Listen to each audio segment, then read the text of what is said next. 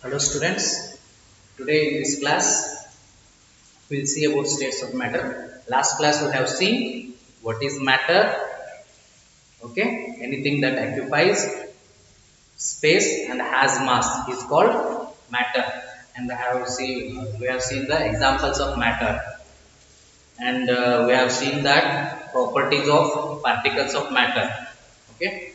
We have seen all those things. Today in this class we will see states of matter. Before going to that, so we have some questions in our text, not exercise.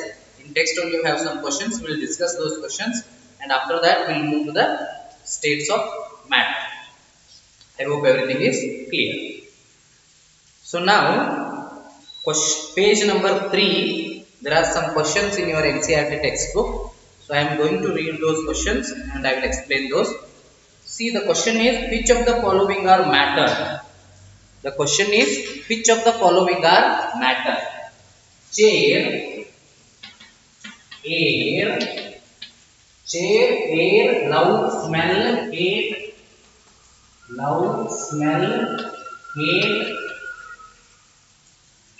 almonds, hot, cold, lemon water, smell of perfume. See, out of these, which are matters and which are not matters? We will see one by one. See, first one is chair. See, chair has mass as well as it occupies space. That means it is a matter. It is a matter of solid state. Air. So air, if you can see, it is a gas. Okay. As we already know, it occupies space and it has mass. I have given example.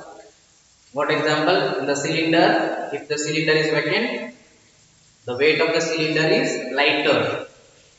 After the cylinder is filled with gas, then the weight is little bit heavier. Okay. So the gas has or air has mass. So that means it is a matter. Love is an emotion. So no emotion is a matter. Emotions are not matters. I already told this. Emotions are not matters. I cannot say that I love my parents 50 kg. We cannot say like that. Love does not have any mass. Okay. So love is not a matter. This is not a matter.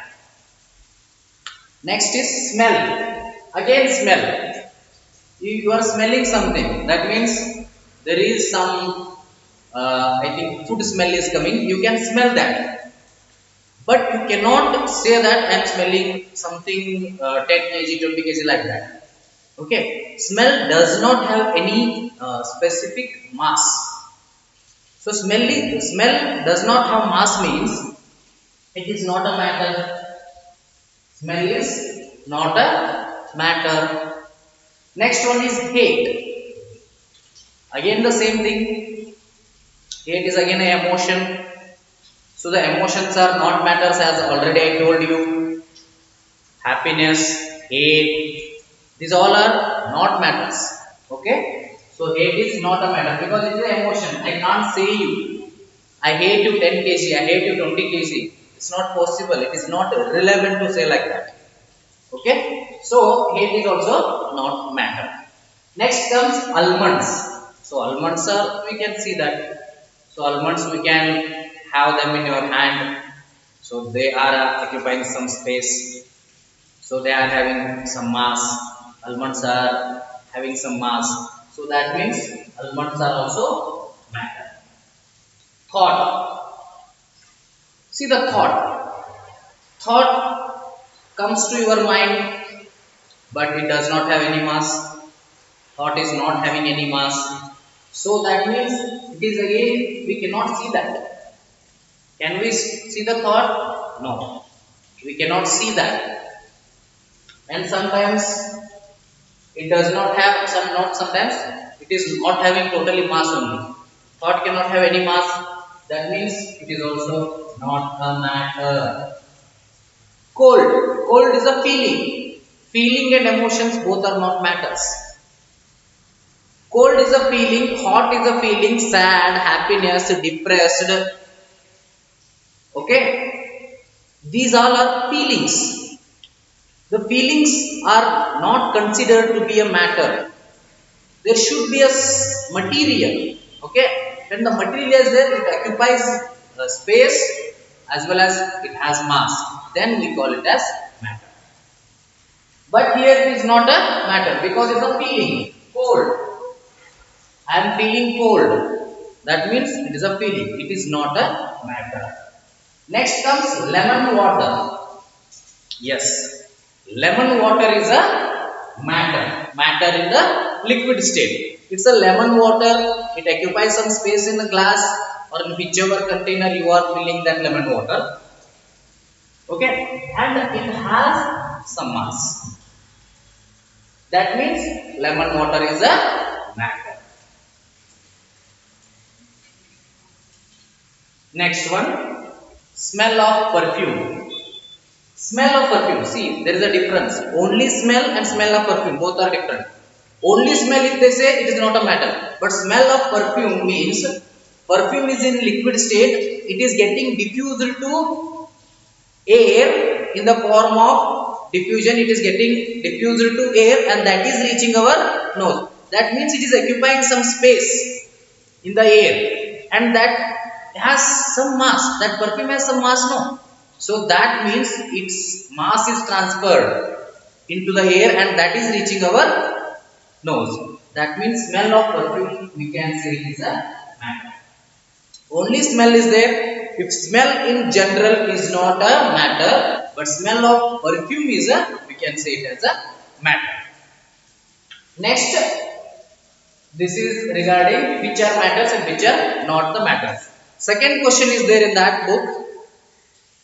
Give reasons for the following observations. Give reasons for the following observations. The smell of hot sizzling food reaches you several meters away, but to get the smell from cold food you have to go close. See, the smell of hot food reaches you even though you are several meters away.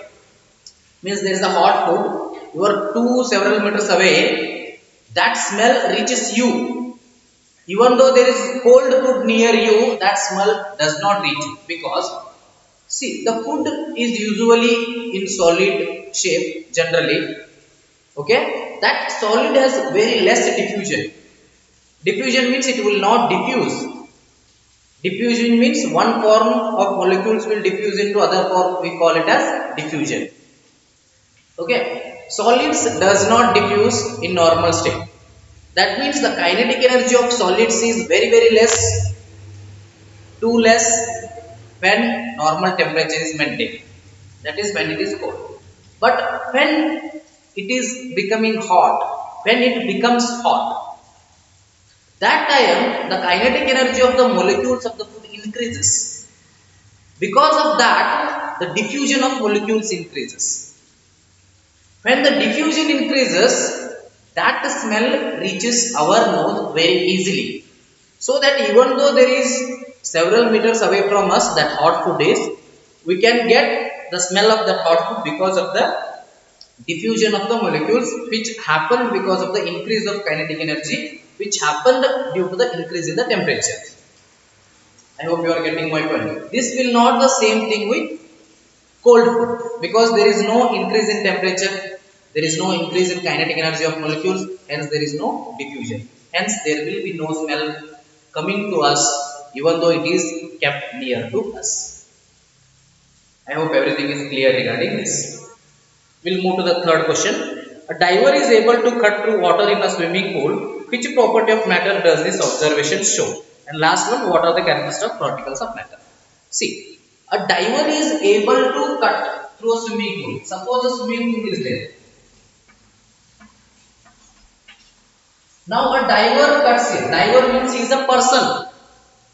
Diver means he is a person and he is diving in the swimming pool so that he occupies some space in the swimming pool. This indicates that molecules of water have some spaces between them. That means there are intermolecular spaces between the water.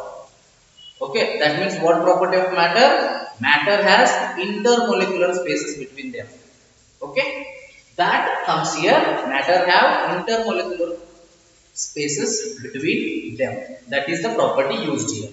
And the last question, what are the properties of matter? We have already discussed it in the last class. So what are the properties of matter? So first let us know what is matter. Anything that occupies space and has mass is called matter. What are the properties of matter? First property, the properties of particles of matter. The particles of matter have intermolecular spaces between them. Particles of matter are continuously moving. Particles of matter attract each other. So these particles of matter, if there are particles of matter, they attract each other and they have intermolecular spaces. Okay, they have intermolecular spaces, they attract each other and they are continuously moving. These are the three properties of particles of matter.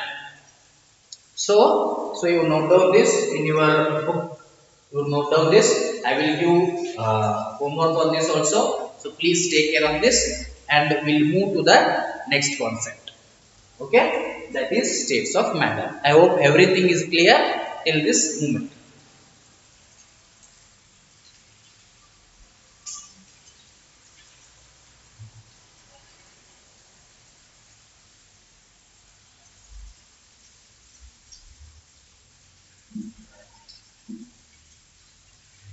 Okay. Now we'll come to states of matter. What are the states of matter? States means in the form. Okay, forms of matter we can say. States of matter. Matter mainly exists in three states. Even one state is there. We call it as a special state. One state of matter, that is plasma. Okay, but mainly it exists. We consider the main existence of matter in three states. Okay, that is solid, liquid, and gas. Anything that we see in our life all exist in these three states only. Very rare case we see some things in plasma. Okay, but maximum 99% of the matters exist in these three states only. Okay, so first, what are these three states? Solid, liquid, and gas. Right? So first we learn in this class properties of solid. Okay, if I take a solid, it will be like this. This is a solid structure. Okay, and molecules will be like this. If I take little bit small, okay, this is a solid structure and molecules are attached very close to each other. There is not much intermolecular spaces between them. I will tell them in properties, but let me explain you. These are there are no intermolecular spaces between them. Okay, so this is a boundary I am making it particular. So this is a solid structure, molecules, particles of solids. Let me say it's a solid. Okay, so see here, we learn one by one what are the properties of matter. Okay, so first one, what are the properties of solid? Okay, not matter. First one, it has fixed shape. See, every solid has a fixed shape. For example, if I take this duster, it is having fixed shape. If I take this chalk, this is also having fixed shape. Okay. For example, if you take the mobile in which you are seeing this video, that is also having fixed shape, say rectangular shape. So even though you keep it in your hand, it is in rectangular shape. Even though you keep it on the table, it will be in rectangular shape. Even though your friend takes it and keeps it in his pocket, still it will be in rectangular shape. So it is not changing its shape. Hence, it is having fixed shape. So solids are having fixed shape. Second one, it is having definite value. See, all the solids are having definite value. Value you already know in mathematics. So solid structures are having the values. That means in any structure, if you can put something, we call it as value. Suppose if you take a ball, cricket ball or a volleyball, you can put air in that. There will be air in the volleyball inside that. So that we can take as a solid structure. But if you take a piece of paper, you cannot put anything inside that. Okay, we can't say one value for that. Okay, instead of we say area for that, you will learn that all in mathematics. Okay, but here definite value is there. For all solids, there is a definite value. It is having definite value. You understood? I hope you understood value. So solids are having one fixed value, definite value. This is having definite value. Okay. Third one, they are incompressible. You cannot compress a solid very easily. Solids cannot be compressed very easily. Suppose if I take a duster, I cannot compress it very easily. I can compress it if I apply very high force that deforms the structure. Okay, but it happens when you apply high force. So I am speaking at ease, you cannot compress it. That means solids are incompressible. Okay, you cannot compress the solids. These are incompressible. I hope these 3 points clear. Next, fourth one. Solids are having high density. High density means what? What is density? Density is rho is equal to mass by volume. That means there must be less volume and there must be maximum mass. It is expressed in rho, maximum mass and less volume. So solids are having more mass and they are having less value. So solids are having more mass means usually solids are having high density. Solids are having high density and no diffusion. Solids will not diffuse very easily. As I was explaining that question of hot food reaches our smell of hot food reaches our nose very easily, whereas smell of cold food does not reach even though it kept closer to us. So I was explaining that time I told you that solids will not diffuse very easily. Here the thing is, it is having high density solids are and no diffusion for solids if it kept in normal temperature. Then interparticles force of attraction are largest. See, interparticle force of attraction. Interparticle force of attraction means there are particles here. In between the particles there is a force of attraction. As the properties of particles of matter 3 says, there is a force of attraction between the particles of matter. Here, interparticle force of attraction.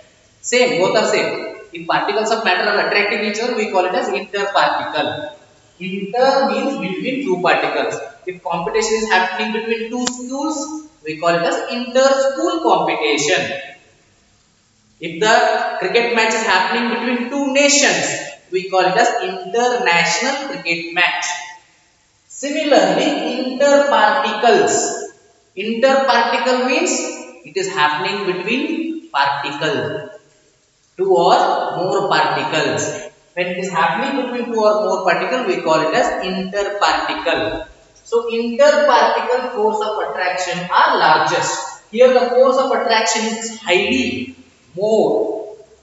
There is a force of attraction between these particles is largest. It is, there is a too much force of attraction.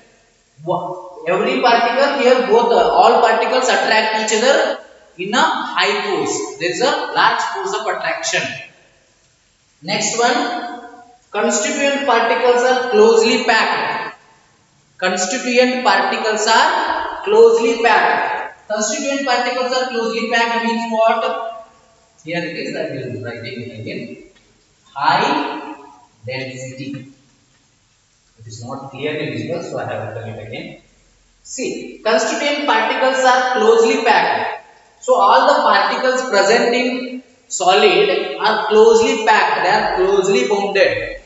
They are having a fixed boundary. That means they are closely bounded.